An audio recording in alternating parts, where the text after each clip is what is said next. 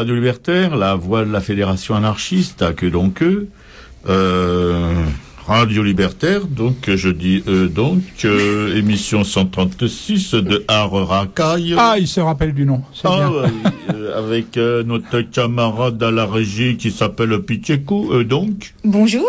Jean à ma gauche, donc, qui va commenter les nouvelles artistiques. Salut à tous. Et Roro qui vous cause actuellement, présentement, dans le micro, donc. Mm-hmm. C'est donc. Pour une émission, Robert, habituellement consacrée à... Normalement, consacré normalement la technique ça va, ça marche bien. Bon, alors l'artiste dans la société, qu'il est là dans la société quand il y est, l'artiste en dehors de celle-ci qu'il y est pratiquement quand la technique marche tout le temps. L'artiste et l'engagement politique qui se demande toujours qu'est-ce que ça veut dire l'artiste et la religion, amen. Jésus-Christ est né le 20 décembre, le 25 décembre de l'an 0. L'artiste et la SCIENCE, la science donc, et l'artiste et l'autorité en toc. Je vois que la camarade technicienne n'est pas très contente de l'émission. Mais il va arrêter après, je vous rassure. Cette émission c'est la deuxième en fait. Ah bon? De Sur les murs. Formidable. Une émission consacrée à l'affiche. Voilà. Donc c'est une émission consacrée à l'affiche. Absolument. On fera d'abord l'affiche de propagande. Oh bah oui. Ça c'est. Enfin, après avoir lu un texte quand même, un extrait de livre, on fera une première partie d'émission sur la fiche de propagande. Ensuite, on verra la communication de mai 68, la communication étudiante. Ah, il communique. Ou estudiantine. Qui communique. Voilà. Et puis on finira avec toi, à condition que tu te sois que je assagi enfin.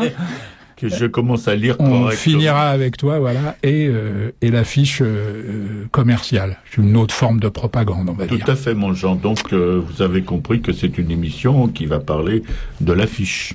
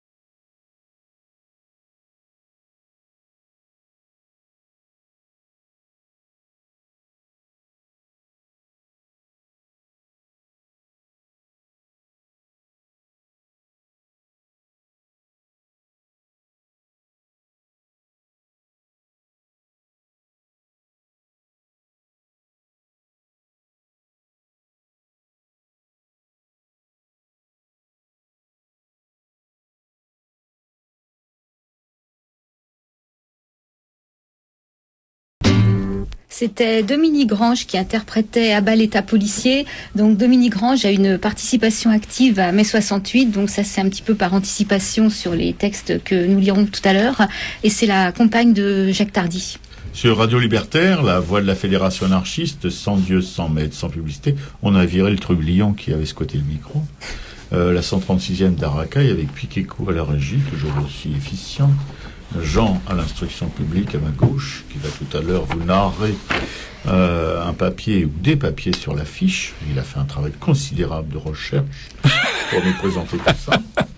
Mais avant de vous plonger dans l'univers de l'affiche et de la propagande et toutes ces dérives, la mini-tube de luminance de Raymond Lascience, c'est-à-dire mon camarade qui est à ma gauche, qui va vous parler. Et de Roro XXL, c'est-à-dire toi-même. À ma droite. Non, à la droite de Jean. Pour les nouveaux chiens de garde, dont des émissions probablement de Radio Libertaire, cette radio rebelle, vous a probablement parlé, entre autres Chronique Hebdo, cette magnifique émission de Archibald, de Josie et de Gérard, qui officie tous les jeudis, je crois, sur Radio Libertaire. Tous les jeudis de 10h à midi. De 10h à midi, voilà. Bon, ils vous ont... Mais je suis allé avec une camarade, donc samedi soir, dans un petit cinéma d'arrêt d'essai du Faubourg Saint-Antoine, tout proche de la Bastille, pour voir ce documentaire d'Halimi et compagnie, sur un bouquin d'Halimi d'ailleurs, qui s'appelait Les Nouveaux Chiens de Garde, qui a été réactualisé récemment, mais qui date d'un certain temps déjà. 97. 97.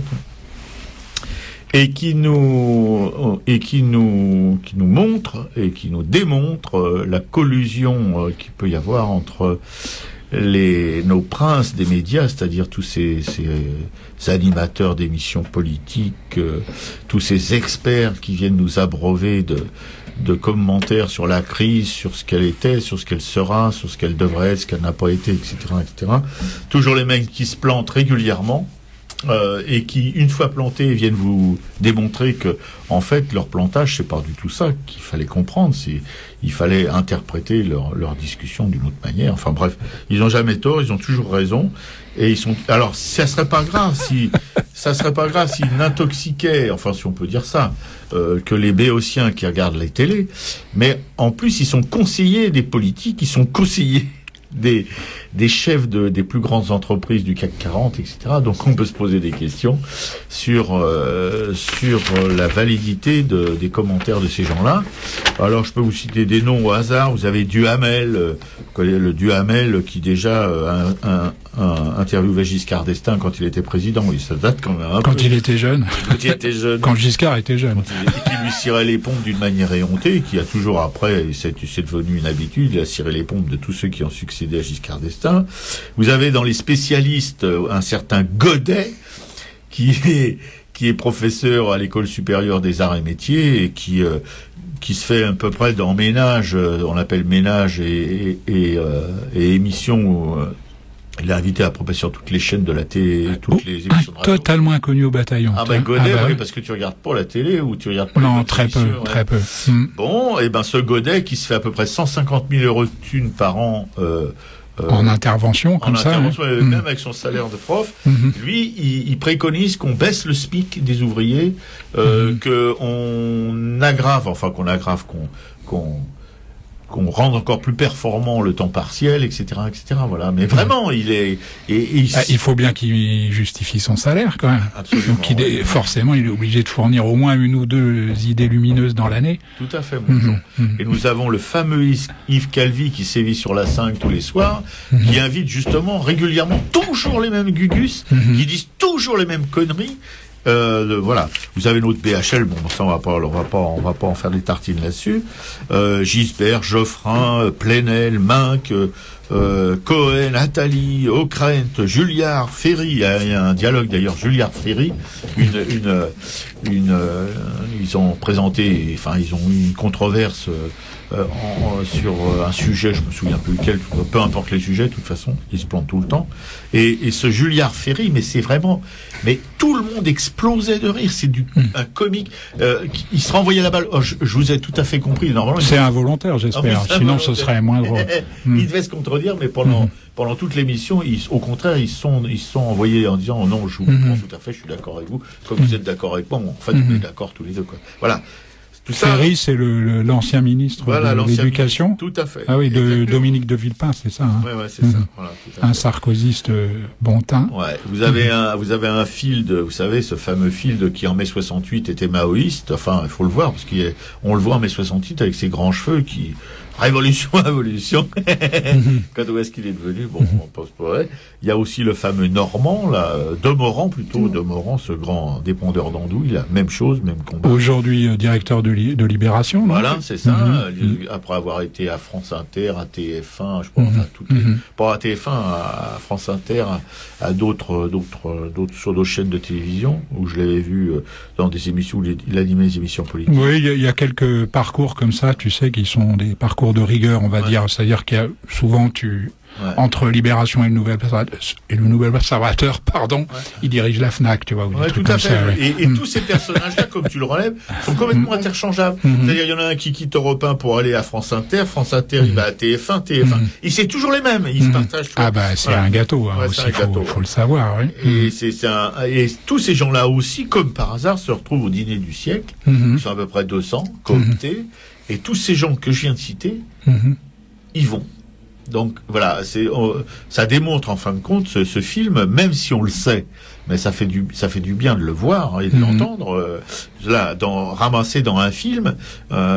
Ces gens-là qui vont donc au dîner du siècle, qui sont en fait quand on dit les nouveaux chiens de garde, ils sont les nouveaux chiens de garde du pouvoir, ils sont les nouveaux chiens de garde de la finance, ils sont les nouveaux chiens de garde de toutes ces dérives libérales et ils sont là en permanence, 24 heures sur 24, en train de nous débiter des conneries sur la pérennité du système, sur ceci, sur cela. Voilà. Alors, si je peux vous le recommander, allez-y tous en masse. Vous ne serez pas déçus. Après, vous pourrez prendre autant de cachets d'aspirine que vous pouvez et que vous voulez, mais parce que ça donne quand même un peu mal à la tête. Ouais, bon, en tout cas, ils ont tout intérêt à ce que ça perdure, à titre personnel. Ah, absolument, je ne crois pas que c'est demain que ça va s'arrêter, mon gars. Ah bon. Parce que même ils seront là avec les socialistes, puisque ils soutiennent, en fin de compte, ils démontrent aussi dans le film que ils montrent un moment que Sarkozy, il est en motard, tu sais, tous en motard. Là. De chaque côté, il a 3 motards qui sont les types comme Lagardère, qui sont tous ces gens-là, et ils montrent que le jour où Sarkozy, le jour est proche, va commencer la défaite va commencer à sentir un peu mauvais, tous ces mecs-là vont le lâcher pour être derrière. Ça a déjà un petit peu commencé. Oui, ça a déjà commencé, mais ils seront tous derrière Hollande. Voilà. Oui. On espère, on espère voir ça. Ouais. Ah ouais, c'est la même chose. À date régulière, c'est bien. Bien sûr. Allez, une revue de presse. Ouais. Plus léger, comme j'aime bien à le dire chaque mardi, après ton paplard, excellent. Oui, enfin, et j'adore quand tu nous parles comme ça, avec avec tes tripes, tes sentiments profonds. Voilà. Je vais pas en faire autant, désolé. Le canard enchaîné. Ah oui, le a eu le mauvais goût, on peut dire ça comme ça, de dénicher la taxe Tobin, prétendument souhaitée par le président, et même ardemment souhaitée par le président Nicolas Sarkozy, au fin fond du code des impôts, où elle dort du sommeil du juste, tu sais, jamais appliquée en fait depuis son vote à l'initiative du gouvernement de Lionel Jospin, le 13 décembre 2001. Voilà, cette piteuse mandature a au moins le mérite de nous faire davantage rire que pleurer, mais tu auras peut-être un avis différent sur la question. Voilà, il y en a comme ça plein les cartons, qui dorment, qui ont été votés et qui évidemment ne sont pas appliqués puisque inapplicables. La taxe Tobin, elle est inapplicable, parfaitement, à moins d'être adoptée en même temps dans la totalité des pays du monde, elle n'a aucune chance de n'avoir jamais aucune efficacité. L'inénarrable Jean-François Copé, dont on parle dans cette émission régulièrement.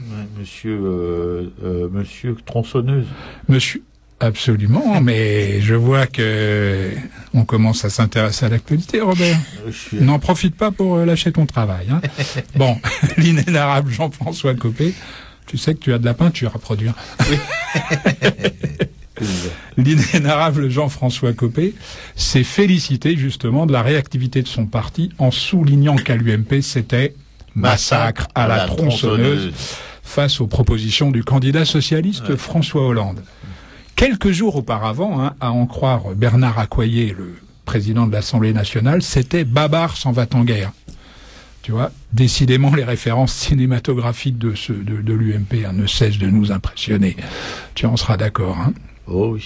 À ce propos, c'était quoi? Babette s'en va en guerre, c'était avec Francis Blanche et Brigitte Bardot. C'est ce qu'ils Francis Blanche en Papa Schulz. En Papa Schulz, absolument.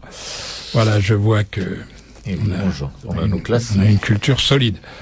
À ce propos, les people et artistes commencent tout juste. Tu parlais tout à l'heure des chiens de garde, ils en font partie quelque part, d'une manière ou d'une autre. Bien sûr. Les people et artistes commencent tout juste à manifester leur soutien aux candidats à la présidentielle. Alors, pour l'instant, seul Gérard Depardieu a assuré qu'il revoterait Nicolas Sarkozy en 2012. Mais enfin, on ne doute pas un instant que ces géants de la scène et de l'écran, tu vois, que sont Jean Reno, Christian Clavier, Johnny Hallyday, Didier Barbelivien, Mireille Mathieu, Jean-Claude Van Damme et Louis de Funès, tu vois, lui apporteront à leur tour un soutien unanime. Bon, Louis de Funès, c'est un peu vache parce qu'il est mort, mais... Oui, mais ses cendres peuvent... Il y a une telle ressemblance physique avec l'actuel président que je suis sûr qu'il va sortir de son tombeau pour lui apporter son soutien. Et puis lundi 23 janvier sortira aux éditions Robert Laffont Le Désir et la Chance. C'est pas beau comme titre, ça. Ouais. Un livre dans lequel Frédéric Mitterrand fait le récit de son action. Je mets action entre guillemets, bien sûr. Surtout quand on sait qu'il a remis les insignes de chevalier du mérite, je sais pas quoi, à notre cher Aaron Sulbaudet. Absolument. Mais je ne vais pas en parler aujourd'hui parce que c'est un insignifiant, celui-là. Voilà, un livre dans lequel Frédéric Mitterrand, tu vois, comme quoi il sera jamais... fait le récit de son action au ministère de la Culture depuis 2009, sous le faste des lustres à facettes et des ors de la République, et ça serait valable aussi pour le Rémi Aron que tu viens d'évoquer, l'ex-artiste. Frédéric Mitterrand se console de n'avoir plus rien à dire. Oh, c'est profond. C'est profond. Le ministre des Affaires étrangères, Alain Juppé, a rencontré à Rangoon l'égérie de l'opposition birmane, Aung San Suu Kyi, mais il s'est aussi entretenu dans la foulée avec le chef de l'État, les présidents des deux chambres, le chef de l'État, le chef dictateur de l'État birman, les présidents des deux chambres et son homologue des affaires étrangères. Alors je sais pas, perte du triple A, tu dirais ça comment toi en birman, Robert? C'est bon, de retour sur le au terrain, je mange ça. Superbe, c'est exactement ça. C'est quand même impressionnant. Les auditeurs en seront d'accord avec moi. La France a en effet perdu son triple A. Mais là, je crois que je l'apprends à personne parce que alors ça a fait des titres. Bon, qu'elle détenait depuis 1975, quand même. C'est pas rien. Alors après s'être répandu sur les écrans en jurant qu'il ferait tout pour le conserver, parce que c'était une question de vie ou de mort. Les ministres s'y relaient maintenant pour tenter de nous convaincre que ce n'est pas plus grave que de passer de 20 à 19, tu vois, sur les bancs de l'école. Tu les as vus aussi se livrer à cette gymnastique? Non, j'ai pas vu. Bon, c'est dommage. J'ai vu pire. Sur les bancs de l'école maternelle, je dirais même. Bon. La droite UMP est en fait continuellement prise au piège de la vacuité de ces éléments de langage, tu vois. Il y a quelques jours, le candidat socialiste était comparé à un capitaine de pédalo. Et hier, il l'était à celui d'un paquebot de croisière, tu sais, avec le Costa Concordia, grâce au bon soin, le bateau qui s'est échoué, là, c'est un drame terrible, grâce au bon soin de l'ex-militant d'extrême droite Gérard Longuet, actuellement ministre de la Défense. Tu vois Alors, je sais pas moi, est-ce que tu connais beaucoup de pédalos, Robert, qui font 300 mètres de long et qui embarquent 4000 passagers? Non. Même pas dans les fictions les plus trash que j'ai pu regarder. Même pas dans les fictions UMP les plus trash que tu as pu regarder. Bon. En tout cas, François Hollande a un avantage déterminant sur Nicolas Sarkozy. On ne peut que s'interroger sur ses aptitudes à diriger le pays, on peut même en douter, alors que l'on sait maintenant de façon certaine que le président sortant n'en a mais absolument aucune. On a un avantage, t'es d'accord? Oui. Je me demande, tu vois, s'il serait pas finalement plus simple pour le gouvernement actuel de dissoudre le peuple et d'en élire un autre. Non, qu'est-ce que tu en penses? Pour 2012, ça pourrait être une solution pour 2012. Que c'est une solution assez originale. Assez originale pour 2012. Voilà, c'était une proposition d'Art Racaille. On verra si elle est retenue. C'est tout pour aujourd'hui. À la semaine prochaine. Et pour ajouter un petit commentaire, pour appuyer sur ce que tu viens de dire, je sais pas si tu as regardé ce matin, mais j'ai vu notre petit moulin à vent là qui était à Madrid, donc je sais pas si tu as vu l'info, et interrogé par des journalistes, un journaliste francophone, puisque apparemment c'était pas en espagnol, qui demandait au président Sarkozy à propos de cette régression du triple A ou à 2A+, ce qu'il en pensait, pourquoi, etc. Et le président, à 2 reprises, lui a dit: Monsieur, je ne comprends pas du tout votre question. Si vous pouvez me la reformuler pour que je puisse y répondre. Alors, mais c'était de l'ironie. Ah non, pas du tout. Non, c'était pas de l'ironie. Et il avait, mais tu sentais qu'il était vraiment troublé. Et alors le journaliste lui repose la question. Ah, il dit: je comprends toujours pas. Est-ce qu'il y a un journaliste dans la salle qui pourrait me poser une question auquel je puisse répondre? Voilà. C'est-à-dire que tout le monde avait compris la question. Les journalistes qui en parlaient, en tout cas, avaient très bien compris ce que. J'ai un doute, hein. J'ai un doute sur ton interprétation de la chose. Georges, c'est sûr que c'est vrai. Non, je pense plutôt que c'était de l'ironie. C'est de l'ironie sarkozyste. Tu vois, j'ai pas vu, ceci dit, mais je pense que c'était de l'ironie sous-entendue, parce qu'en fait, il y a deux agences sur 3 qui n'ont pas encore dégradé, qui ont différé en fait leur dégradation, et donc ils considèrent que la première n'a aucune valeur. Ah, tout à fait. Non, mais ça, je suis d'accord. Je me demande si c'est pas, non? Ça peut être ça, mais quand tu voyais sa fébrilité, il avait le visage vraiment. C'est-à-dire qu'il le fait avec une telle violence mal contenue, il y a un malaise, quoi. Quand on le voit, de toute façon, ce mec-là, il m'a toujours mis mal à l'aise, mais bon. T'avais l'impression qu'il allait dire aux journalistes: ta gueule, pauvre con, quoi. Toi, c'était ça, en fin de compte. Toi, et si tu veux, qu'un homme politique, qui se prétend un leader quasi mondial, puisse répondre comme ça à un journaliste qui lui pose une question simple, c'est assez dérangeant pour être gentil. Oui. Non, mais c'était une vraie agression, j'imagine. Ah oui, tout à fait, bien sûr. J'ai jamais entendu un truc comme ça de la part d'un politique de ce niveau, quoi. Voilà des hommes qui ont été repérés, filés, arrêtés, torturés par la police française. Donc des étrangers se battant pour la libération de la France, arrêtés par des policiers français, travaillant main dans la main avec la police allemande.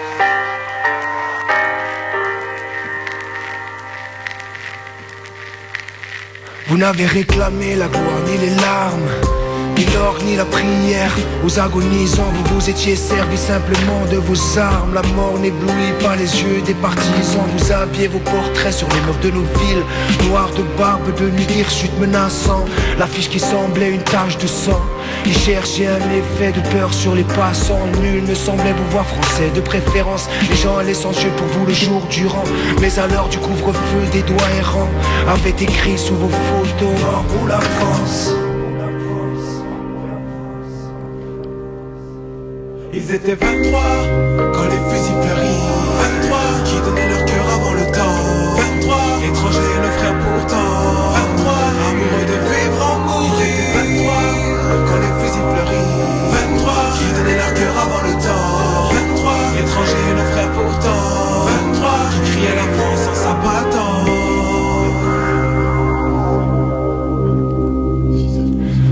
Avait la couleur uniforme du givre.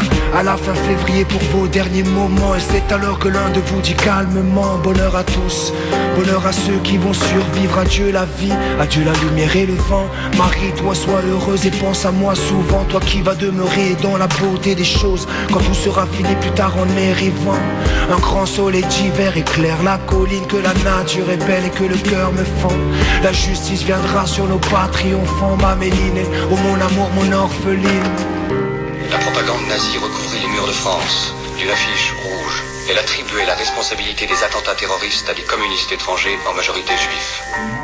Ils étaient 23 quand les fusils fleurirent, 23 qui donnaient leur cœur avant le temps, 23 étrangers et nos frères pourtant, 23 amoureux de vivre en mourir, 23 quand les fusils fleurirent, 23. Aragon.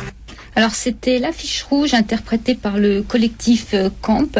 C'est le collectif d'artistes pour une mémoire partagée. C'est le titre d'un spectacle qui s'appelle À nos morts. Donc c'est une rencontre du hip-hop et de l'histoire. Merci Piquécou sur donc Caracaille, qui elle-même est sur Radio Libertaire, la voix de la Fédération anarchiste. Sans Dieu, sans mettre sans pub, avec Piquécou à la régie, Jean à l'instruction publique et plus particulièrement artistique, qui va ce matin aborder le thème de l'affiche, l'intelligence des affiches, un bouquin de Pierre Fresneau Deruel, dont Jean a extrait un texte qui va vous lire tout de suite et qui va être le thème de l'émission. On en avait déjà extrait un, en fait, il y a 15 jours, hein, pour la première partie de Sur les murs. C'est un bouquin formidable, hein, ouais. Que je vous conseille vraiment. Je trouve qu'il est fait avec énormément de talent. Je crois que c'est un prof. Pierre Fresnaud de Ruel, il est né en 1943. Tu vois, il est un peu plus jeune que nous, mais... Surtout que moi, merci mon Jean. Heureusement mais t'as vu avec quelle subtilité je fais ça, ouais. Ouais, c'est plus subtil ouais, que ouais. bistrot. Et relevant à la fois de la création graphique et du monde de la rue, hein, c'est ça que je trouve très intéressant dans l'affiche, hein, elle fait partie de notre quotidien visuel, hein. C'est vrai, hein, à travers les exemples d'une bonne vingtaine d'affiches qui ont vraiment marqué notre imaginaire, hein. Pierre Fresnaud des Ruelles nous donne à voir leur richesse, non seulement visuelle, mais aussi sémantique. Alors sémantique à toutes fins utiles, hein. Je rappelle ou je précise, hein, pour certains que la sémantique analyse en fait les signes du point de vue du sens. Hein, ça vient du grec, hein, d'ailleurs, sémantikos qui signifie ouais, justement. On peut diviser en fait un signe en trois. Il y a trois trois façons d'aborder un signe, hein. La première, évidemment, c'est l'apparence, c'est-à-dire la façon dont il est écrit ou dessiné ou bon. Évidemment, il y a des tas de possibilités sans que ça en altère le sens, hein, ni même la phonétique. Tu veux dire le graphisme? Oui, le graphisme, oui, la représentation visuelle en fait qu'on en fait, hein, tu vois. C'est ça qui est très intéressant d'ailleurs dans l'affiche moderne, on va dire celle qui a commencé dans les années 70-80, c'est que les graphistes ont commencé à utiliser la typographie et voir ce qu'ils pouvaient raconter du produit ou du spectacle qu'ils vantaient avec. Mais on le verra mieux dans le texte tout à l'heure. La deuxième approche, c'est la phonétique, ouais. C'est-à-dire le son, en quelque sorte. Et la troisième, évidemment, c'est le sens, et c'est là que la sémantique intervient. Voilà. Alors maintenant, j'aimerais bien que ce soit Piquécou qui nous lise l'extrait de ce texte de Pierre Fresnaud des Ruelles. À toi, Piquécou. On connaît les pierres levées de Stonehenge, dont les dures silhouettes ne laissent pas d'impressionner. On connaît aussi les restes des murailles de Tyrinthe, prétendument bâties par les Cyclopes, derrière lesquelles, avant que la Grèce policée n'érige ses temples de marbre, se fomente toute une vie guerrière dont les tragiques nous disent qu'elle fut une sorte de rougeoiement sans fin. Toutes choses égales, il y a de cette terrible lueur sur l'affiche de Catherine Zask, qui fut chargée d'annoncer qu'on donnait Macbeth, de Shakespeare, un soir de novembre 2001, à l'hippodrome de Douai. Sur l'affiche de la graphiste, les lettres du mot Macbeth se présentent comme le haut crénelé de quelques châteaux. L'Écosse mythique du dramaturge anglais est d'abord une terre lugubre, dont les forteresses, quels que soient les firmaments qui les dominent, disent la vie ensauvagée. L'affiche de Catherine Zask a la roideur du sujet qu'elle traite, ou plutôt du spectacle qu'elle annonce. La pièce du poète élisabétain est d'une rare noirceur, que rien ne peut adoucir, si ce n'est les moments de moindre tension qui, comme les répits lorsque règne le malheur, permettent à ce dernier de reprendre de plus belle. Le spectateur se heurte frontalement à ce mur, comme à celui de sa prison, un prisonnier qui n'apercevrait le ciel qu'à travers un soupirail. En vérité, c'est d'un autre enfermement qu'il s'agit, puisque les personnages de Shakespeare vivent dans l'espace contraint de l'aveuglement ou de la folie. Lady Macbeth, on le sait, est somnambule, qui erre, tourmentée par le sang qu'elle a fait verser. Macbeth, après son crime, cherche et trouve le trépas. La chiche lumière qui descend des cintres est celle d'un petit jour incertain, sur lequel se détache le nom du meurtrier de Duncan et Banquo. Funeste gloire de l'assassin tourmenté, dont le nom porte les couleurs de la mort, et qui, dressé sur le château de Decinam, se déploie sinistrement. On n'échappe pas à son destin. Les lettres M, A, C, B, E, T, H, parce qu'elles sont de tailles diverses, ont l'irrégularité des pierres trouvées sur place, que l'industrie des hommes n'a pas su égaliser. Normalisées, ces lettres pierres eussent signifié la commémoration, c'est-à-dire l'édification à tous les sens du terme. Mais, arrangées comme on voit, elles disent d'abord la rudesse des temps légendaires, dont nous sentons bien qu'ils nous sont terriblement familiers. Le sillon creux en forme de V qui sépare le M du A a quelque chose de l'entaille d'un coup de hache. Parce qu'ils sont des signes arbitraires, les lettres et les mots ont tendance à retrouver, comme par compensation, les vertus de l'idéographie. Songeons au tableau de Magritte, l'art de la conversation, sur lequel le peintre montre un empilement aussi massif qu'improbable de blocs de granit. Ce chaos constructiviste, on le sait, cache en son sein le vocable « rêve », dont une des connotations, l'inconsistance, tranche d'étrange façon avec la matérialité de ses composants. Affiches, tableaux, les mots, ou plutôt leurs images, sont dotés d'un poids d'imaginaire plus consistant que le peu de réalité auquel nous nous raccrochons. Voilà, alors l'intelligence des affiches de Pierre Fresneau, merci Piquet-Cou. C'était pas facile, il est un petit peu long le texte, mais j'ai pas eu envie d'en couper davantage. L'intelligence des affiches de Pierre Fresneau d'Heruel a été publiée en 2011 par les éditions Pyramide. Vous pouvez commander le livre auprès de la librairie Publico, 145 rue Amelot, 75 011 Paris, métro Robert. Aubercamp, fille du calvaire, ou République. Il doit même y en avoir d'autres, mais... Oh.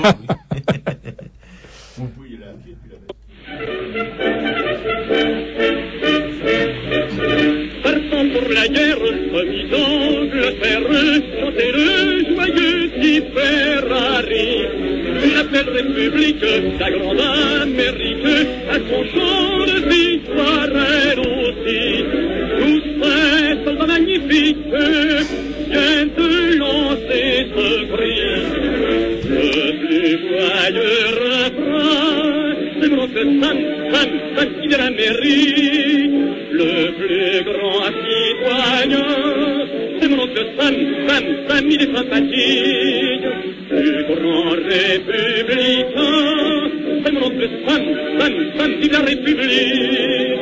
Chantons avec entrain, vive les Américains,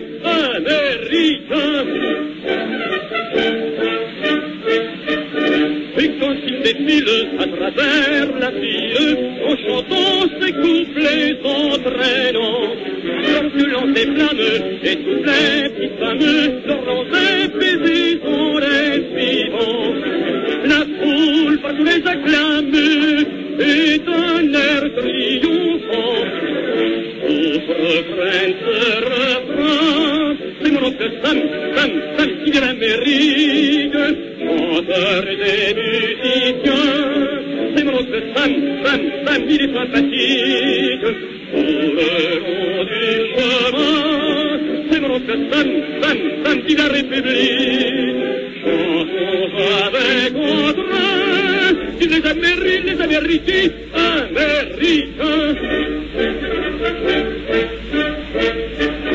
À cette jeune armée des nations alliées, on fait leur plus fraternel salut.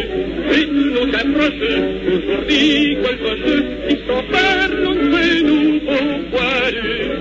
Papa parti pour les poches, Guillaume de foutu. Notre meilleur copain, c'est mon oncle Sam, qui vient d'Amérique. La terreur des Germains, c'est mon oncle Sam, qui est sympathique. La victoire de ce monde, c'est mon oncle Sam, qui vient de la République. Chantons avec entrain, les Américains,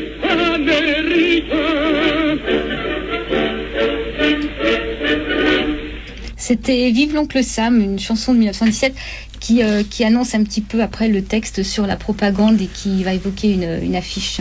Sur Radio Libertaire, la voix de la Fédération anarchiste, sans Dieu, sans maître, sans pub, à Raquel, la 136e, avec Piquet-Cou, Jean et Roro. Et tout de suite, c'est notre camarade de Piquet-Cou qui s'y colle. Ouais, je voulais juste, parce que l'oncle Sam m'a un peu coupé la chic, donner le numéro de téléphone de la librairie Publico. Ouais. C'est 01 48 05 34 08 et leur site internet, le site internet de la librairie, donc après les W, librairie-publico.com. Mais effectivement, on va commencer notre truc sur les affiches avec l'affiche de propagande et c'est Piquet-Cou qui s'y colle. Donc voilà, j'aurais juste voulu citer pour annoncer un petit peu ce texte, une phrase de Noam Chomsky que j'ai bien aimée, c'est « La propagande est à la démocratie ce que la violence est à l'État totalitaire ».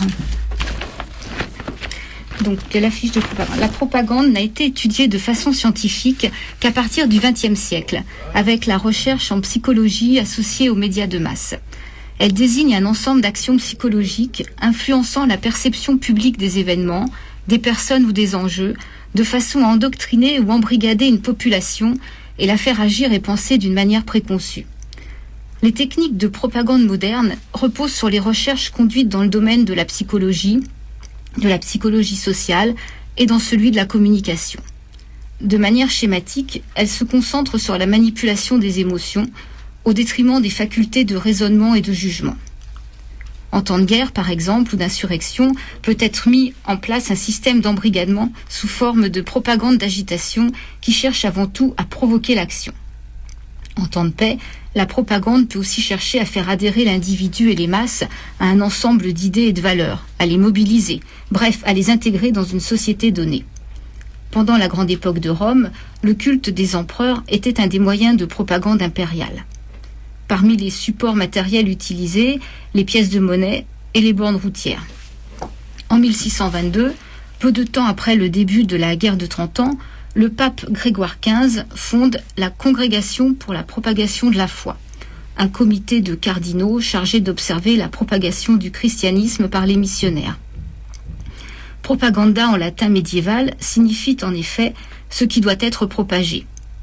Agenda a la même source, qui signifie ce qui doit être fait. Plus près de nous, Napoléon fit un usage important de la propagande pour conquérir le pouvoir, puis le consolider.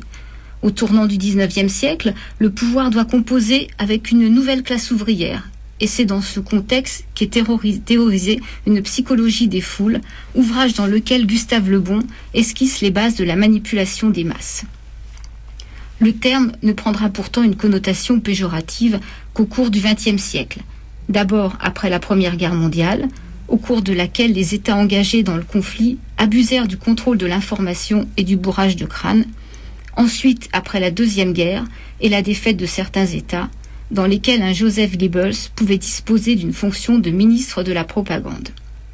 Mais les Alliés n'étaient pas en reste, qui utilisèrent, comme l'URSS de Staline, tous les moyens de propagande disponibles à l'époque.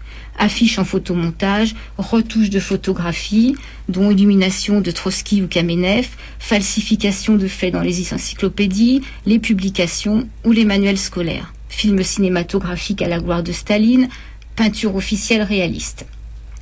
Jusqu'à la fin des années 70, syndicats et partis politiques vont d'ailleurs continuer à faire figurer dans leurs organigrammes des sections propagande, jusqu'à ce que l'hypocrite expression « communication politique » remplace un terme devenu par trop négatif, car intimement lié dans l'opinion à la notion de totalitarisme. Comme on l'a vu en Irak, la propagande se porte actuellement comme un charme. On le vérifiera tout à l'heure, la publicité partage des techniques et moyens mis en œuvre par la propagande pour produire un acte d'achat et présenter de manière positive des comportements consuméristes. Les liens entre propagande et publicité sont aujourd'hui largement commentés. Alors. Vous voulez dire un mot peut-être aussi sur Édouard Bernays, là j'en ai pas...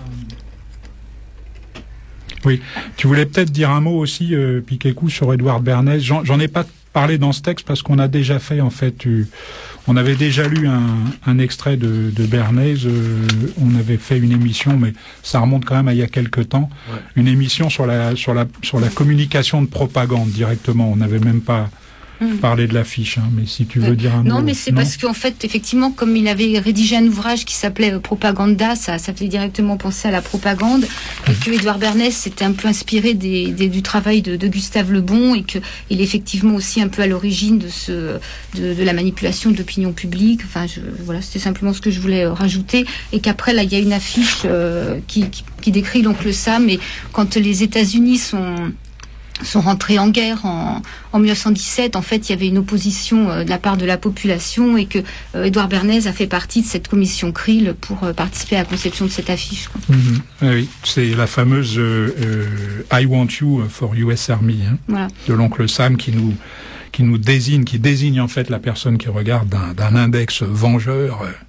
Il s'agit pas de déserter, hein. Ouais, alors oui, en fait, je sais pas, dans cette affiche, je sais pas si on peut décrire comment est l'oncle Sam. Donc c'est un grand homme blanc qui est assez vieux, qui a des longs cheveux blancs, qui porte un chapeau de forme, une barbichette.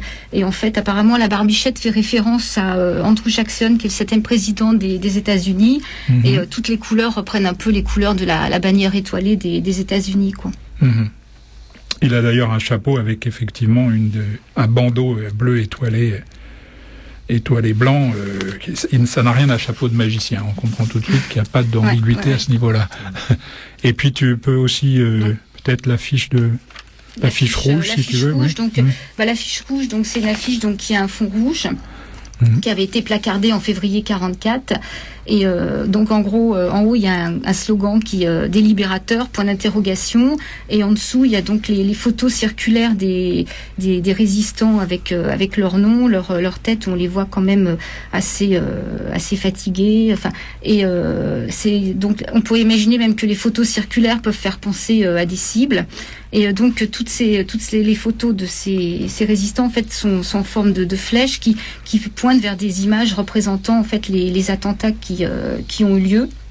Donc c'est quand même très agressif, et on pointe bien la nationalité de ces hommes. Ils sont juifs, polonais, enfin arméniens. Comme le leader du groupe qui était communiste et qui était arménien, effectivement. Alors je sais plus si c'était de la propagande nazie ou de la propagande de Vichy, ça, l'affiche rouge. Vichy, je pense que c'est la propagande de Vichy, non? Moi je dirais plutôt nazie, mais enfin bon, peu importe, c'est la même chose, c'est blanc bonnet blanc, on peut le dire. Hein. Oh oui, c'est sûr. Dans la propagande nazie, il y en a une comme ça que j'ai jamais pu oublier, qui représente une jeune femme blonde, entièrement nue, avec un casque de l'armée britannique sur ses cheveux blonds. Et qui tient à la main le Times. Elle est devant un miroir, on imagine dans un appartement, peut-être même dans sa chambre, hein. Et le reflet que lui renvoie le miroir, c'est une jeune femme avec le même casque britannique, mais des cheveux noirs, très bouclés, un nez, on va dire, un peu crochu, une toison pubienne bien noire également, et le Times dans le miroir s'est transformé en sémite. Ouais. Voilà, je crois qu'ils ont... Ça, c'est de la propagande nazie. Ils étaient aussi assez inventifs. Hein. Ouais, et la propagande vichiste, je travaille en Allemagne pour la relève, pour la famille, pour la France. Fais comme moi. C'est pour le travail. Il y en a eu comme ça. Il y en a eu des milliers comme ça. Celle-là, elle est bien. Ouais, elle est pas mal. On peut aussi, au moment de la propagande nord-coréenne, il y a un soldat américain, évidemment, qui a arraché son bébé à une jeune femme coréenne et qui est en train de le jeter dans un puits. Ouais, voilà. Donc ça, c'était soit les Américains sont des ogres, hein, quand ils mangent pas nos enfants, ils les jettent dans les puits. Et puis on finira peut-être avec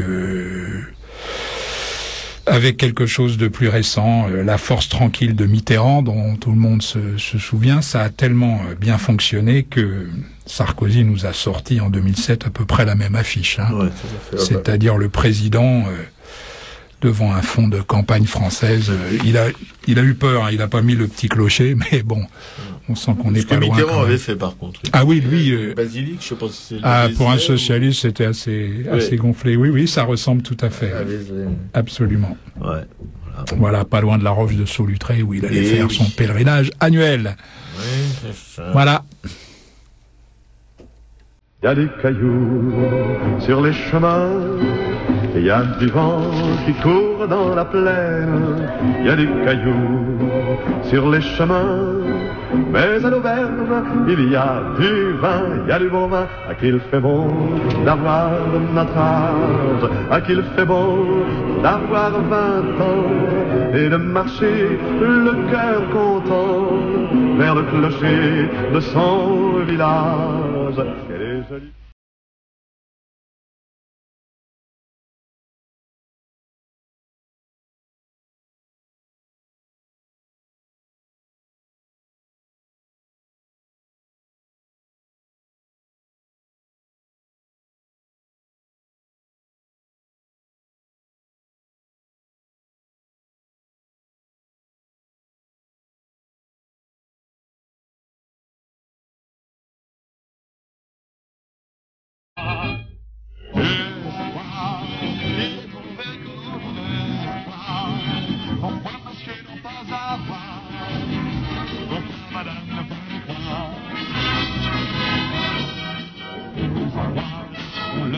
chemins, les grandes histoires ont aussi leur part.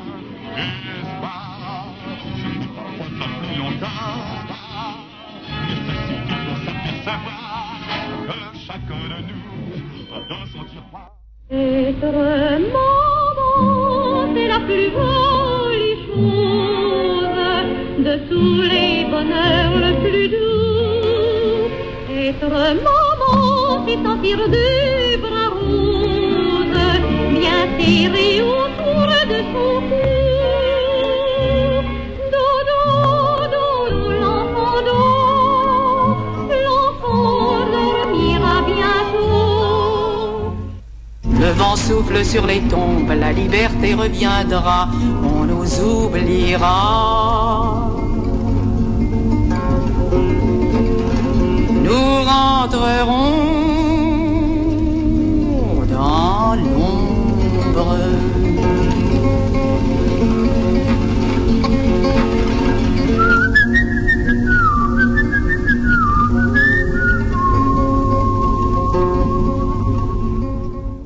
Voilà, c'était un pot pourri de ce qu'on pouvait entendre sous le régime vichiste. Donc il y avait la Marche des Jeunes interprétée par Charles Trenet, Maréchal nous voilà André Dassary, à nouveau Trenet avec une chanson qui s'appelle Espoir, Être maman par Eliane Sélis et Anna Marly, La complainte du partisan. Merci, Piquet-Coup sur Arakaï, la 136e sur Radio Libertaire, la voix de la Fédération anarchiste, sur des textes préparés par notre Jean, qui, à propos de Trenet, on peut dire que c'est ce qui lui a valu de faire un voyage assez prolongé en Amérique du Sud. À Dassary, il s'en est mieux sorti, il n'a pas été exilé, mais enfin, il n'est pas passé loin de pas passer loin de représailles un peu plus difficiles. Ouais, un choix judicieux de Piquet-Coup, mais tout de même en ce qui concerne Dassary, elle aurait dû faire gaffe, parce que c'était difficile de l'écouter sans verser une larme quand même. Jean est amoureux. C'est quand même. Non, mais c'est l'idole de ta jeunesse.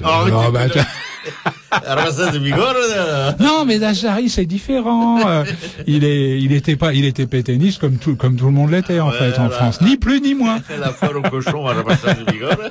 Voilà où il en était arrivé, tu vois. Ouais. Il faisait les foires au cochon. Ouais, les foires au cochon à Rabastens de Bigorre. Dans les années 50. Dans les années 50, où le jeune Robert prenait ses guêtres en vacances et voilà, il place du foirail à Rabastens. De Bigorre. Allez, on n'en dira pas plus. Non, c'est merci, Jean. On va parler un petit peu de la communication révolutionnaire étudiante en mai 68. Mai 68. Et Jean est au courant. T'as pas voulu t'en charger, Non. Il y a quelque chose. Mais je pense que c'était un problème avec cette époque quand même. Comme ancien piquet de grève du lycée, comment déjà? Oh, c'était même pas un lycée, mais j'étais en 5e en plus. Ouais. T'imagines quel âge j'avais? J'étais tout jeune, moi. Ouais. Tout jeune, mais déjà prêt à tout pour ne pas aller en cours, quoi. Arrête. Non, je pense que t'avais des idées. Mais on avait une conscience politique chez nous. Ouais. Je suis pas tout seul. À 13 ans, quand même, c'est un peu. 4 sœurs, un frère. Impossible de pas être intelligent. Qu'est-ce que tu veux? Mai 68, on va dire, apparaît aujourd'hui comme un moment, un grand moment, même si on veut dire, d'illusion révolutionnaire, lyrique. T'es d'accord quand même là-dessus? Bien sûr. Que refléta notamment une prolifération d'affiches, de graffitis et de slogans imaginatifs, comme on le verra d'ailleurs un petit peu plus précisément tout à l'heure. Enclenché par une révolte, je reprécise quand même le contexte, enclenché par une révolte de la jeunesse étudiante parisienne. C'est important de le dire. Puis gagnant le monde ouvrier, mais pas tout de suite, et pratiquement toutes les catégories de la population, sur l'ensemble du territoire. Elle reste quand même, on peut le dire, mais tu vas peut-être me contredire, le plus important mouvement social de l'histoire de France du XXe siècle. Au-delà, il me regarde là, il n'est pas vraiment d'accord. Au-delà, mais il nous en dira peut-être plus tout à l'heure. Non, Jean, pour toi, c'est évident que c'est vrai, mais il y a quand même des mouvements au XXe siècle. Oui, je dis le plus important. Oui. Je considère celui, disons, dont les retombées sont peut-être les plus visibles. Maintenant, on peut discuter de ça. Ouais. Au-delà de revendications matérielles ou salariales, et de la remise en cause du régime gaulliste, installé depuis 1958. Hein, on vit se déployer une contestation multiforme de tous les types d'autorités. Hein. Moi, c'est ce que je retiens principalement. Oui. Une partie active du mouvement lycéen. Là, pour ça, oui, je suis d'accord que c'est quelque chose de très important. Hein. Une partie active du mouvement lycéen et étudiant revendiqua notamment la libéralisation des mœurs, hein, contesta la vieille université, la société de consommation.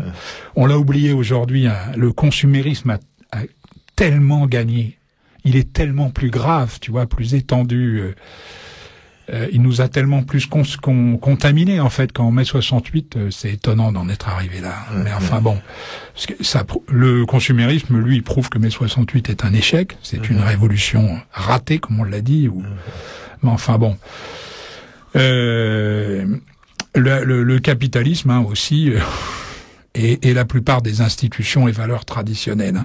Mais le mai français, puisqu'il faut quand même le préciser, hein, ne se comprend pas sans un contexte d'ébullition générale de part et d'autre du rideau de fer, hein, notamment en Allemagne, en Italie, aux États-Unis, au Japon, au Mexique et au Brésil, hein, mais sans oublier la Tchécoslovaquie du printemps de Prague, hein, très important, ou la Chine de la révolution culturelle. La grève générale va paralyser complètement le pays pendant plusieurs semaines et s'accompagner d'une recherche effrénée de prise de parole, d'une frénésie de discussions, de débats, d'assemblées générales, de réunions informelles dans la rue, à l'intérieur des organismes, des entreprises, des administrations, des lycées et des universités. Moi, j'étais au collège, tu vois, et c'était le cas, des théâtres, des maisons de jeunes ou encore des maisons de la culture. Du moins, c'est le souvenir que j'en ai. Maintenant, j'ai parlé tout à l'heure de moments d'illusion révolutionnaire lyrique, alors ça a dû me toucher aussi quelque part. Parfois qualifié de révolution manquée, mai 68 ne vit, il faut le signaler, aucune tentative de putsch ni de guerre civile, bien que plusieurs organisations révolutionnaires, communistes ou anarchistes, aient lutté activement et participé à son organisation. Le mouvement a très vite en fait suscité de nombreuses controverses et interprétations divergentes sur sa nature, sur ses causes comme sur ses héritages. Mais nul ne peut nier, même toi Robert, tu peux pas le faire. Et pourtant je t'autorise là, tout. Je reconnais une imprégnation familiale. Nul ne peut nier qu'il a ouvert la voie aux nouvelles formes de contestation et de mobilisation des années 70. Autogestion, nous sommes d'accord. Oui, tout à fait. Écologie politique, je précise bien, mouvement féministe, décentralisation, retour à la terre et réveil des cultures provinciales. Retour à la terre, on pourrait dire que c'est une révolution écologique quand même, parce que c'était aussi, ça fait partie de la même sensibilité, quoi. Et le réveil des cultures provinciales avec le folk, par exemple, le retour du folk song en particulier. Même si un Bob Dylan, c'est pas 68, c'est 62, 63, bon. Si on peut effectivement discuter de ces débouchés politiques, l'événement a eu un impact considérable sur le plan social et surtout culturel, en étant à l'origine de nombreux acquis sociaux et de nombreuses réformes sociétales des années suivantes qui continuent, c'est subjectif, mais bon, d'irriguer notre quotidien, même si la bourgeoisie française tente régulièrement de les remettre en cause. Absolument. Vous voyez à quoi je fais allusion, quoi, là.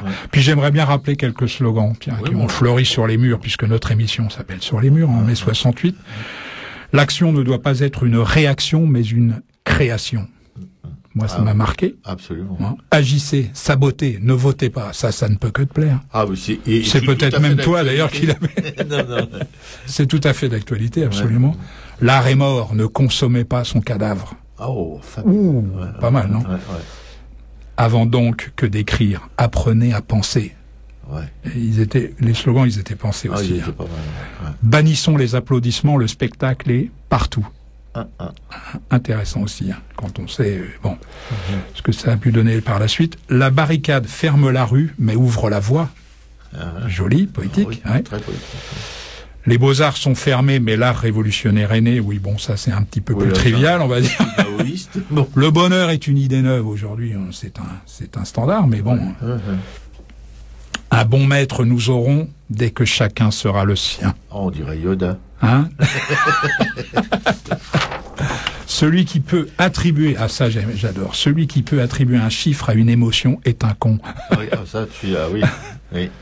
Consommez plus, vous vivrez moins, tiens, aujourd'hui. Hein, tout à fait. Là, on c'est est là, en train de crever la gueule ouverte. Oui. Absolument. Absolument. Sous les pavés, la plage, comme vous oubliez celui-là. Là, c'est celui qui m'a fait le plus rêver. Ah, moi aussi, je crois.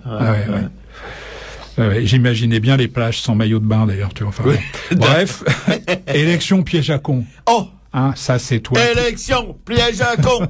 Alors là, vous pouvez le reprendre sans. Enragez-vous. Enragez-vous, c'est pas mal aussi. Les frontières, on s'en fout. Ouais. Il est interdit d'interdire. Et ça aussi, magnifique. L'imagination au pouvoir, pas mal. Bien sûr. Métro, boulot, dodo. Oui, mais 68, on l'a tous un peu oublié. Non, ils sont tous vraiment. Et celui-là qui va plaire à Piquet-Cou. Le rouge pour naître à Barcelone. Le noir pour vivre à Paris. Un Piquet-Cou. Soyez réaliste, demandez l'impossible. Ah oui. Hein, ça aussi. Et puis vous avez voté, vivotez maintenant. Alors, sublime. Alors là, vous votez, vivotez. Bien fait, dans le cul. Voilà, et puis quelques affiches en vitesse. Un CRS qui tient dans sa mâchoire de vampire une plume. Non, c'est un pinceau. C'est un pinceau, c'est un pinceau. C'est le truc des Beaux-Arts. Absolument. La police s'affiche aux Beaux-Arts, les Beaux-Arts affichent dans la rue. Ouais. L'ordre règne. Il y a 2 mecs qui portent une civière. Ouais. Ça, j'aime bien aussi. La beauté dans la rue.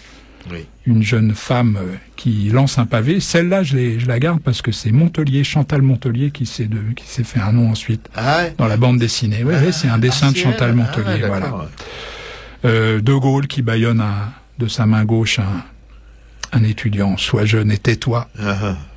Une main qui écrit sur le mur directement, je participe, tu participes, il participe, nous participons, vous participez, il profite. Magnifique. Voilà, un pavé. Moins de 21 ans, voici votre bulletin de vote. Ça a été repris un peu par les anards avec un pavé. Faut dire, c'est eux qui l'ont créé certainement, dans les ateliers de sérigraphie de la Sorbonne. Ouais, tout à fait. La Chienlit, c'est lui, bon ça tout le monde connaît avec De Gaulle, et puis celui-là, je l'adore. Ah oui, oui. C'est un troupeau de moutons, retour à la normale. Ça signe un petit peu la fin du rêve. Voilà. Magnifique, mon Jean. Oui, j'avais 10 choses à dire, mais j'ai complètement oublié, tellement je suis... Non, quand même. Ouais. Non, mais parce que quand tu disais que c'était la plus grande révolution du XXe siècle, on pouvait... Non, j'ai pas dit révolution. Tu vois comme tu es. Qu'est-ce que t'as dit, alors? J'ai pas dit la plus grande révolution. Qu'est-ce que j'ai dit, d'ailleurs? Oui. Non, peu importe. Mais... Non, j'ai dit que c'était le plus grand mouvement social, je crois me rappeler, mais on va voir. Le plus important mouvement social de l'histoire de France du XXe siècle. Oui, bon. Je pense que quand même, par certains aspects, complètement nouveaux, mais je pense que quand même, 36, ça a été aussi un mouvement social d'importance qui compte. Mais ça, c'était le fait des ouvriers. Tandis que mai 68, c'est plutôt le fait de la jeunesse, et d'une certaine jeunesse, celle des étudiants, qui étaient quand même issus des milieux bourgeois, disons. C'est pas une révolution ouvrière. Quoi. Bon, c'est vrai qu'avec ça se discute. Mais tu remarqueras quand même que je ne t'ai pas fait l'affront de prétendre que c'était le mouvement social le plus important français, le plus important du 19e siècle, parce que là, évidemment, ça ne peut pas rivaliser avec la Commune, surtout pas quand je suis en train de discuter avec toi. Bon, j'avais le chose, je me souviens. Ça reviendra peut-être la semaine prochaine.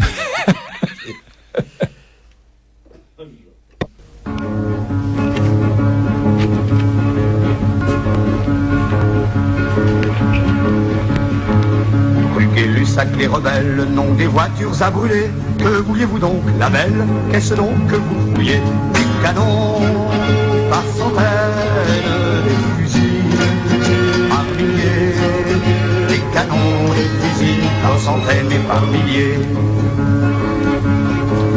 Dites-moi comment s'appelle ce jeu-là que vous jouiez, la règle en pareille nouvelle, à quel jeu bien singulier. Des canons par centaines.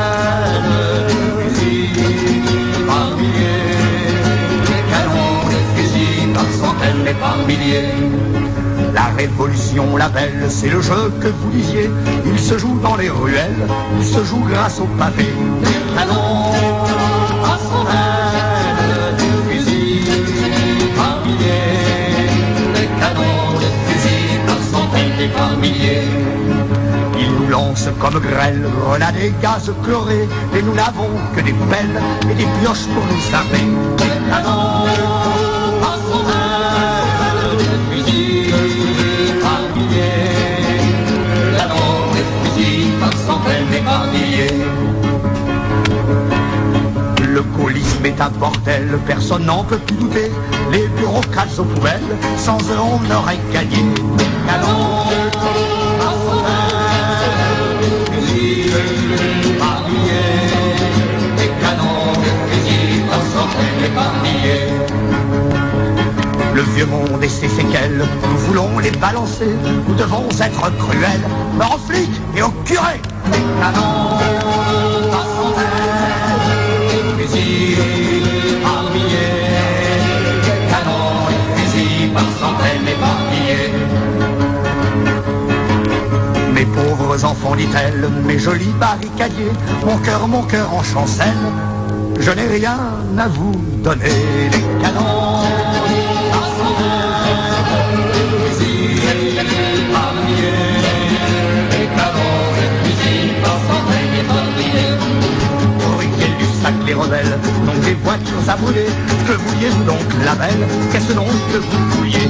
Des canons par centaines, des fusils par milliers. Des canons, des fusils par centaines et par milliers. Des canons par centaines, des fusils par milliers.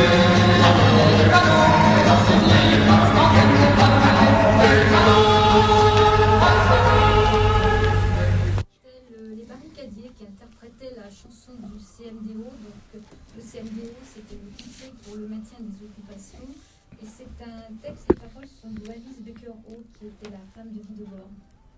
Sur Radio Libertaire, la voix de la Fédération anarchiste, sans Dieu, sans maître, sans pub, mais toujours avec un racaille et Jean qui a préparé cette émission sur l'affiche. Alors on a parlé de l'affiche de propagande, on a parlé de les affiches de mai 68, et maintenant qui étaient plutôt des affiches purement politiques. Et maintenant, on va parler de l'affiche publicitaire ou commerciale. Voilà, puis on a un auditeur qui a appelé pour nous signaler qu'il y avait aussi des chiens de garde dans la maison, mais désolé camarade, on voit absolument pas de quoi tu peux bien parler. Ah non, il doit être mal informé, ou alors c'est quelqu'un qui cherche des embrouilles. Bon, enfin, qu'est-ce que c'est que ce mec? Bon. Ah oui, ça fait peur, mon genre. Voilà. Ah, j'aime bien te voir frissonner ouais, comme ça. J'ai un cœur, Jean. Non, mais je me dis que du coup, tu vas. Oui, c'est ça. Allez, c'est toi qui colle pour la fiche publicitaire ou commerciale, et je suis sûr que tu vas être meilleur après ce petit frisson. Hein? Allez, à toi.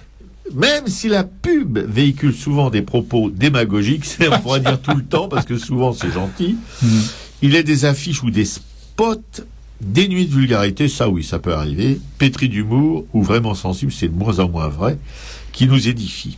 Ça a été vrai, je pense que c'est moins vrai maintenant. Les grands affichistes classiques, c'est ceux-là qui parfois firent de nos rues d'extraordinaires galeries, et ça je suis tout à fait d'accord, parce que aussi aujourd'hui, l'affiche commerciale est un pur support publicitaire destiné à être vu dans la rue et les lieux publics, mais uniquement, je crois maintenant, ils ont complètement oublié le côté artistique. L'aventure est terminée. De toute façon, il faut pas se faire d'illusions, hein, ça c'est sûr. Alors, elle investit la rue, mais uniquement pour vanter des produits dont on pourrait tout à fait se passer. Alors, elle est imprimée sur papier, sur tissu ou sur des supports synthétiques. Elle adopte des dimensions variables pouvant aller jusqu'à plusieurs mètres. Oui, on voit ça dans le métro, entre autres, ou sur les panneaux publicitaires périphériques. Périphériques, oui. Aux abords des villes, c'est assez gratiné d'ailleurs, c'est assez dégueulasse. Ouais. Elle gagne ses lettres de noblesse à la fin du 19e siècle avec des graphistes comme Jules Chéret ou Alphonse Mucha, ou Mucha, je sais pas comment tu dis. Mucha.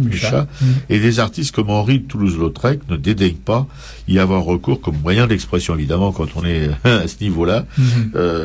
Et puis Lautrec, il faisait pas ça pour des marques de savon ou de savonnette, il faisait ça souvent pour des artistes. Voilà. La destination utilitaire de l'affiche implique son efficacité. Et là, on est en plein dedans aujourd'hui.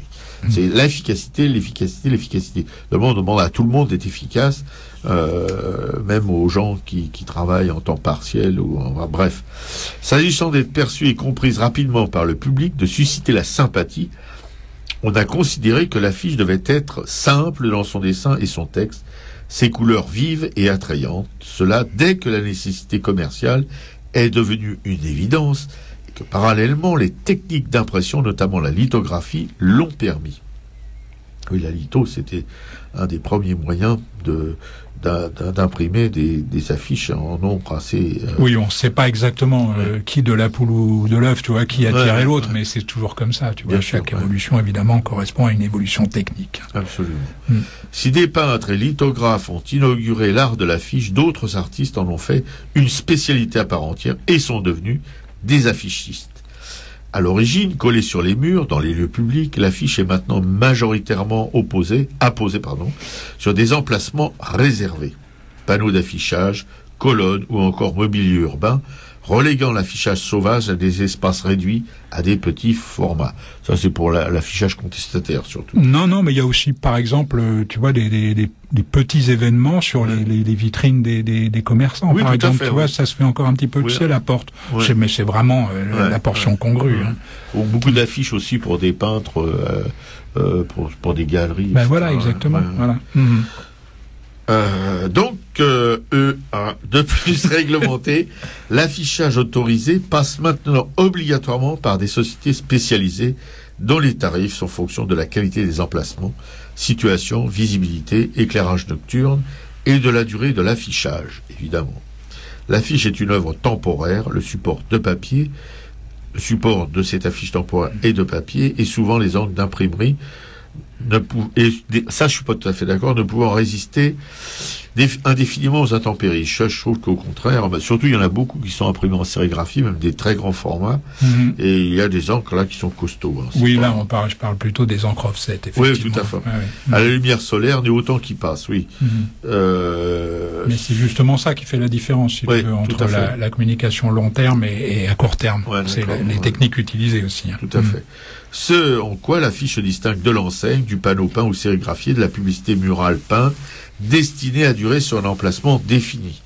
Des affiches ou des reproductions sont maintenant souvent utilisées comme éléments de décoration sous le nom anglais de poster, qui est dans toutes les chambres d'ados.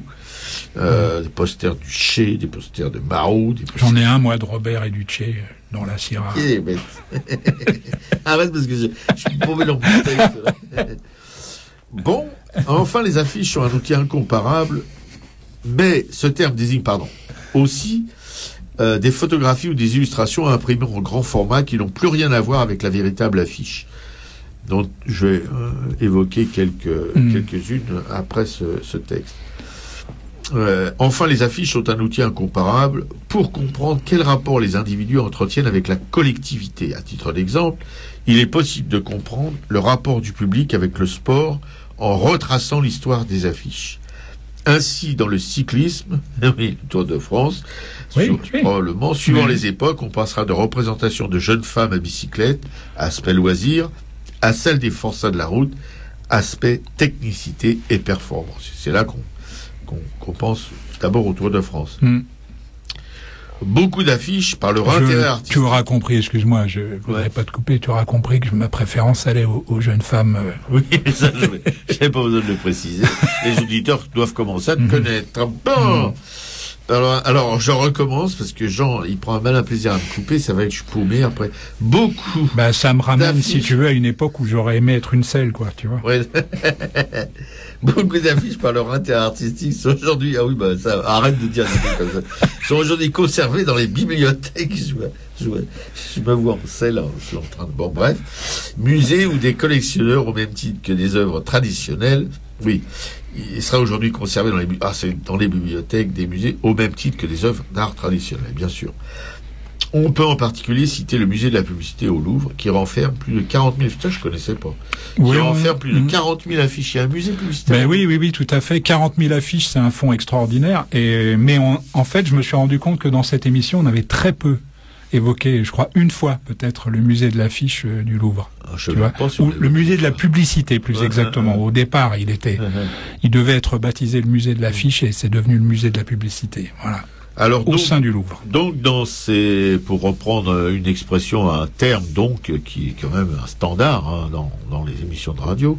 Donc, Jean nous a tiré des images, des affiches, d'affiches publicitaires, commerciales, comme le paquebot Normandie qui a été fait, c'est Colin qui a fait ça. Cassandre.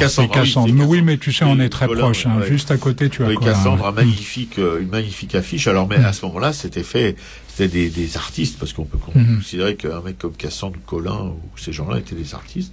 On voit un magnifique étrave de paquebot, très symétrique, enfin, tout est vraiment, pour vanter le Normandie, qui était un propriété de la Compagnie Générale Transatlantique. Ça, c'est avant la guerre, ça date le 29 mai 1925, le voyage inaugural du Normandie, Le Havre, Southampton, New York. Oui. Bon, tu penses qu'il reste des places? Ouais, Normandie, c'est lui qui a été coulé. Allez, on embarque. Qui a été coulé à New York.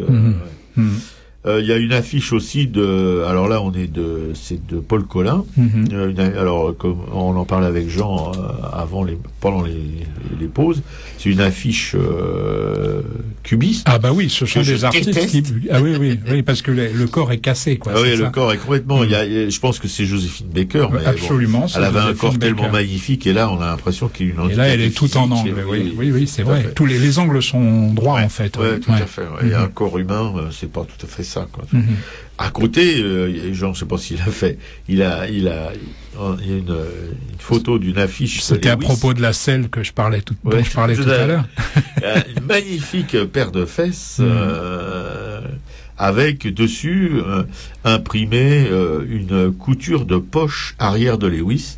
C'est vraiment magnifique. Enfin, c'est une image que beaucoup d'adolescents ont dû adopter. Ah bah ça aussi, je pense qu'en poster, ça doit être une des rares affiches qui s'est retrouvée en poster dans les chambres d'adolescents. Il faut dire aussi que la femme photographiée, c'est pas un mayol, on va dire. Hein, c'est vraiment les années 70, hein, dans le sens où elle a de ravissantes petites fesses. Ouais, tout à fait. Ouais. Voilà, mais elles sont très jolies. Il y a aussi, je sais pas, décrire toutes les affiches parce que l'émission. Celle de Nestlé, si tu veux. Celle de Nestlé, oui, Nescafé, avec, c'est encore une affiche d'affichiste, on peut dire, de ces époques où on dessinait encore les affiches, avec la fumée qui dessine un nez qui hume l'arôme d'une tasse de café. C'est tout simple, c'est une main qui tient une tasse de café. Ça, c'est presque constructiviste. Presque, mais le liste qui m'énerve. Mais enfin bon, en tout cas, c'est quand même beaucoup plus anarchiste sensible. Aussi, ça t'énerve. Je préfère libertaire, comme tu disais tout à l'heure. C'est aussi quand même, ça n'a rien à voir avec le cubisme. C'est déjà plus doux, plus. Mais c'est formidable, parce que ça raconte, hein, juste cette fumée qui dessine un nez là. Je trouve que tout y est, quoi. Et la manière de tenir la tasse aussi, un petit peu comme ça. Et à côté, une affiche de Savignac qui était un de mes affichistes préférés quand j'étais étudiant, sur Lancelot du Lac. Alors là, c'est carrément de l'illustration, ou de la peinture, c'est un peu l'école d'André François, enfin c'est les mêmes. Tout à fait. Comme disait Jean, mais d'une simplicité, un cheval noir à l'envers, la tête en bas, les pieds en l'air, et d'une armure, le casque de l'armure ouvert comme une bouche, et duquel coule du sang, enfin avec une belle tache de rouge. C'est vraiment bleu, noir, gris, rouge. Voilà, l'affiche est faite. Alors après il y a West Side Story, comme disait Jean, qui est une affiche assez, comment dirais-je, aride, quoi. Il y a vraiment rien. Il y a une typographie West Side Story. Il y a les échelles qu'il y a à New York pour les immeubles, les échelles de secours, et dessus 2 silhouettes blanches qui dansent, mais c'est vraiment, quand on a vu West Side Story, c'est vraiment le film, il n'y a aucun doute. Parce que l'action se situe dans le Bronx, donc à New York, où il y a effectivement ces échelles métalliques au dos, en fait, des immeubles. Hein. Tout à fait. Puis l'affiche de Macbeth, vous en avez fait la description tout à l'heure, je ne vais pas la répéter.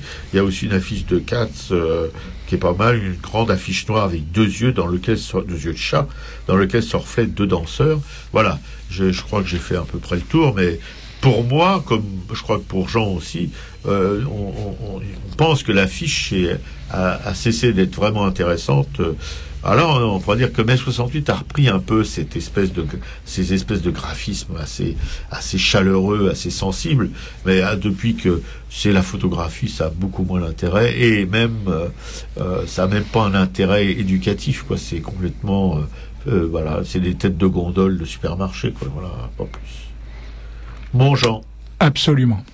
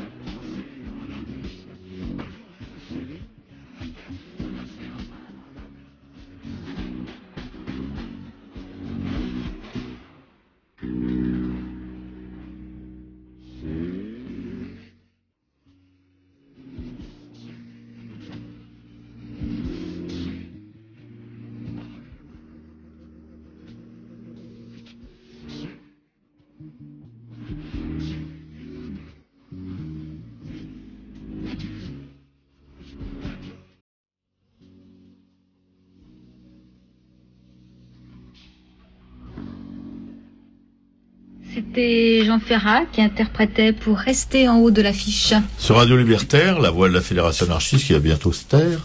Enfin, pour cette émission, Arakaï, la 136e, Piquet-Cou, Jean et moi, tout de suite les annonces trad sur la radio déjà, qui a effectivement toujours besoin de vos thunes, ça ne s'arrêtera jamais.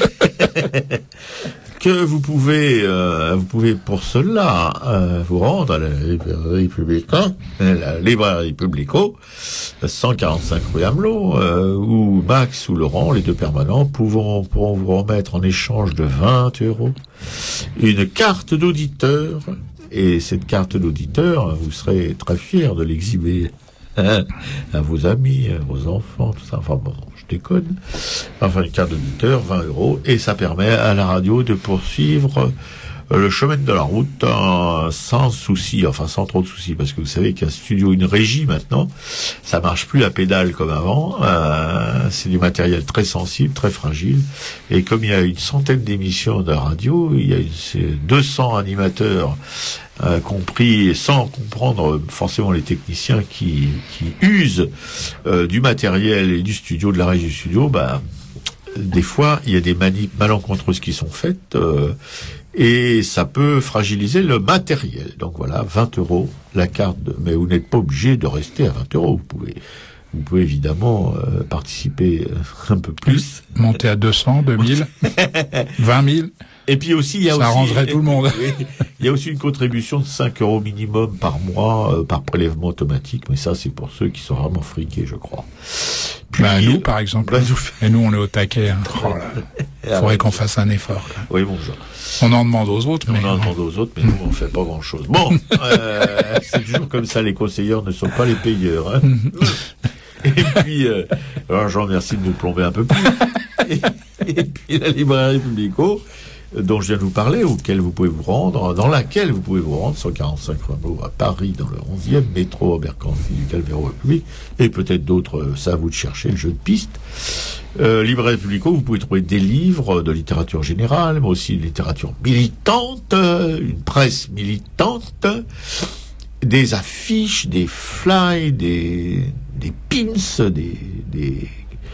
des t-shirts, des sweatshirts, et des DVD, enfin toute une petite mercerie, quincaillerie, bimbeloterie, en plus des livres, qui permet à la librairie parfois de pouvoir un petit peu faire gonfler son chiffre d'affaires, et elle en a vraiment besoin, parce que vous savez qu'aujourd'hui les librairies, particulièrement les librairies, surtout les librairies qui ne font partie d'aucune chaîne, qui sont indépendantes, comme on dit, mais que là, quand elles sont militantes en plus, c'est un handicap supplémentaire, sont en difficulté, qu'elles ont vraiment besoin que vous les souteniez. Alors en même temps, cette librairie, tous les samedis après-midi, vous pouvez y aller assister à des spectacles, à des projections de films, etc. Vous pouvez vous documenter en allant sur le site de la librairie, tout ça est inscrit, et vous pouvez donc vous y rendre et vous informer de cette manière. Mais surtout, c'est pas un conseil, mais c'est une espèce de suggestion. Essayez de vous y rendre à pied, en métro, en voiture, ou comme vous voulez, mais d'y aller physiquement, parce que c'est mieux quand même que le net. Bien sûr, vous pouvez pas vous déplacer. Si vous êtes tétraplégique, évidemment, c'est pas... vous êtes dispensé de vous déplacer. Et puis le journal, le magazine de la Fédération anarchiste, sa 3e œuvre, le Monde libertaire, qui paraît tous les mardis, qui est en kiosque, je crois, le jeudi. Je m'embrouille toujours dans les dates. Enfin, c'est un magazine, certes un art, mais il y a des plumes qui sont pas des plumes forcément un art, mais qui collaborent à ce journal pour des articles de fond, des articles d'actualité, avec des cartoons assez intéressant, si vous pouvez dire ça comme ça. Un magazine, donc, dans quelques kiosques de la capitale et en dépôt de presse à la librairie Publico. Donc, si vous allez à la librairie, vous pouvez aussi vous abonner au Monde libertaire. Alors, carte d'auditeur, achetez les bouquins et vous abonnez au Monde libertaire. Vous l'achetez à la librairie Publico. Voilà. Ce sont les 3 œuvres de la Fédération anarchiste. On vous en reparlera tous les mercredis que nous aurons à vivre dans ce studio. Merci, camarade Piquet-Cou, pour votre prestation technique remarquable. Mon Jean. Merci à toi également, à Piquet-Cou aussi. Salut à tous. Je dis juste avant que tu rendes le micro que je crois que c'est le grand retour de Laurent et de Vrexismess. Oui. Voilà. Aujourd'hui. Tout à fait. Alors salut à tous aussi. Salut.